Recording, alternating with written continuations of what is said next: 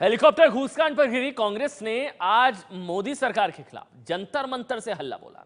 सोनिया गांधी ने कहा, मोदी सरकार कांग्रेस पर झूठे आरोप लगाकर डराना चाहती है। कांग्रेस के मार्च में सोनिया गांधी के दामाद रॉबर्ट वाड्रा के पोस्टर भी नजर आए। इसलिए यह सवाल भी खड़ा हो गया कि कांग्रेस का यह लोकतंत्र बचाओ मार्च है या फिर परिवार बचाओ मार्च। रॉबर्ट वाड्रा के पोस्टर पर बीजेपी भी चुटकी ले रही है। अभी तक हम राहुल गांधी और सोनिया गांधी की तस्वीरें देखते थे। अचानक रॉबर्ट वाड्रा जी का भी चित्र बीच में आया, तो मुझे लगता है कि एक शब्द छूट गया था। कांग्रेस से लोकतंत्र को बचाओ ये नारा लेके वो चल रहे थे, क्योंकि रॉबर्ट वाड्रा जी उसके बीच में दिखे। तो दिल्ली में कांग्रेस के लोकतंत्र बचाओ मार्च में सोनिया गांधी के दामाद रॉबर्ट वाड्रा के पोस्टर दिखने पर बवाल हुआ। वहीं राजस्थान में उन पर शिकंजा कसने के आसार नजर आ रहे हैं। दरअसल बीकानेर में जमीन घोटाले में एनफोर्समेंट डिपार्टमेंट जल्द ही रॉबर्ट वाड्रा की कंपनी स्काईलाइट को पूछताछ के लिए नोटिस भेज सकता है। ईडी ने इस घोटाले से जुड़े 7 लोगों के ठिकाने पर बीकानेर में गुरुवार देर शाम तक छापेमारी की है।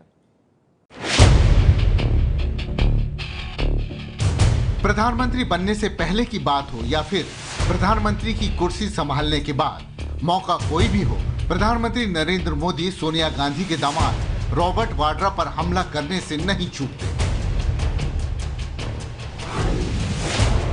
बीजेपी रॉबर्ट वाड्रा पर यह हमले उनके जमीनी सौदों को लेकर करती रही है। वाड्रा की जमीन की ये कहानी कुछ यूं है कि एक सरकारी जमीन साल 2008 में फर्जी तरीके से एक फर्जी नाम पर दर्ज कराई गई और कई हाथों से गुजरते हुए साल 2010 में रॉबर्ट वाड्रा के हाथों तक पहुंची और 2 साल बाद साल 2012 में रॉबर्ट वाड्रा ने यह जमीन कई गुना मुनाफे पर एलिजनी फिनलीज प्राइवेट लिमिटेड नाम की कंपनी को बेच दी थी। हालांकि बाद में ये जमीन सरकार ने 2014 में फिर से अपने कब्जे में ले ली। आपके चैनल एबीपी न्यूज ने नवंबर 2015 में खुलासा किया था कि रॉबर्ट वाड्रा की 79 लाख रुपए की जमीन 5.5 करोड़ रुपए में खरीदने वाली कंपनी एलिजनी के ज्यादातर शेयर होल्डर अपने पदों पर ही मौजूद नहीं थे और इस कंपनी में जमीन खरीदने के लिए भूषण स्टील से 5.5 करोड़ रुपए का लोन भी आया था। इस मामले में प्रवर्तन निदेशालय ने एलिजिनी के दिल्ली स्थित ठिकाने पर छापेमारी की थी, तो पता चला कि वो पता भी गलत था। इसी मामले में प्रवर्तन निदेशालय ने बीकानेर में गुरुवार को 7 जगहों पर छापेमारी की है।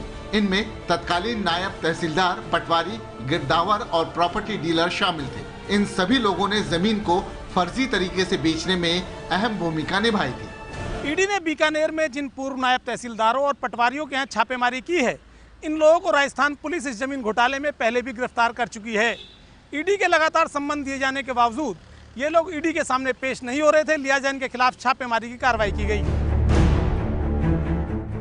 सूत्रों के मुताबिक देर रात तक छापेमारी के दौरान अनेक महत्वपूर्ण दस्तावेज भी बरामद किए गए हैं, जिनके आकलन का काम अभी चल रहा है। ईडी अब तक की जांच के दौरान इस मामले में उन सभी लोगों से पूछताछ कर चुका है जिनके नाम अब तक इस केस में सामने आए हैं।